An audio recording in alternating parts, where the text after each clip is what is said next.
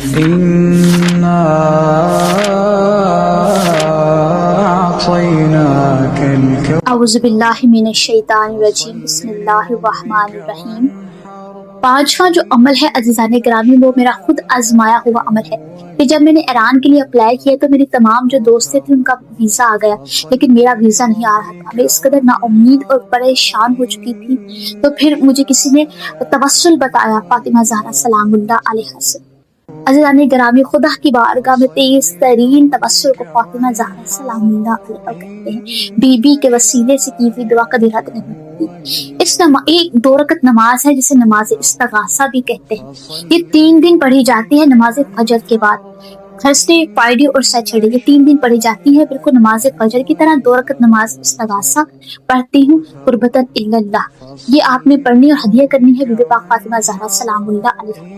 نماز کو مکمل کرنے کے بعد تسبیحات فاطمہ زہرا سلام اللہ علیہا کو پڑھنا ہے۔ اس کے بعد آپ نے اپنی پیشانی کو سجدے میں خاک شفا پر رکھنا ہے اور 100 مرتبہ اس ذکر کو پڑھنا ہے، یا مولاتی یا فاطمہ الزہرا اغثنی۔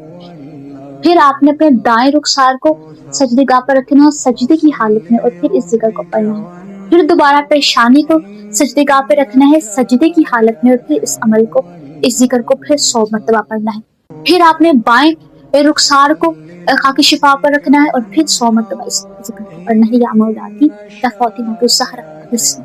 پھر دوبارہ آپ نے پیشانی کو رکھنا ہے اور اس بار آپ نے 110 مرتبہ اس ذکر کو پڑھنا ہے، یا مولاتی یا فاطمہ الزہرا اغثنی۔ ٹوٹل آپ نے 410 مرتبہ اس ذکر کو پڑھنا ہے، اور پھر آپ نے نماز کو تمام کر اللہ تعالیٰ کی بارگاہ میں فاطمہ زہرا سلام اللہ علیہا کے توسل سے اپنی حاجت کو طلب کر لینا ہے۔ عزیزان گرامی، میری دوسرے دن ہی حاجت جو ہے وہ پوری ہو گئی تھی انشاءاللہ۔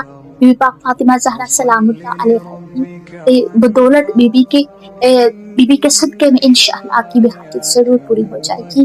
اگلی ویڈیو تک مجھے دیجیے عروج فاطمہ کو اجازت۔ خدا حافظ۔